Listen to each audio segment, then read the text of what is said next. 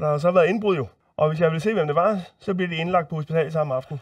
Ej, Vi skal tilbage til min tid i Glasgow. Jeg ligger og sover en fredag nat. Så hører min hund gø sådan lidt svagt, som om han er ude. Så jeg går ned, og så ser jeg døren stå åben til haven, og min hund ligger ude i haven. Så jeg tænder lyset, så flyder køkkenet, og resten af huset flyder bare. Så der har så været indbrud jo, og jeg har slet ikke hørt noget.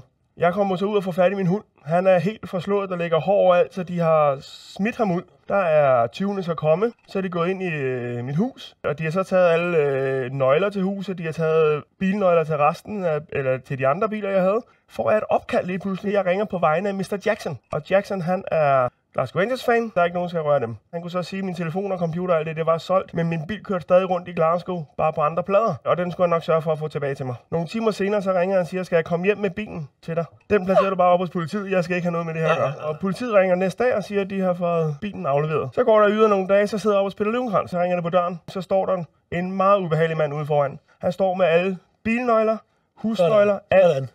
Det er fra Mr. Jackson, siger han. Mr. Jackson forventer selvfølgelig at få en signeret trøje med alle Glasgow Rangers-spillere. Så bliver jeg ringet op af den samme mand igen og siger, at nu har de fundet ud af, hvem der har gjort det. Og hvis jeg vil se, hvem det var, så bliver de indlagt på hospitalet samme aften. Og dagen efter ringer politiet og siger, at de anholdt dem, og de var blevet indlagt aftenen før. Jeg ved ikke, hvem Mr. Jackson er, anden jeg får hørt mig i klubben, og han skulle vist være en stor mand i underverdenen deroppe.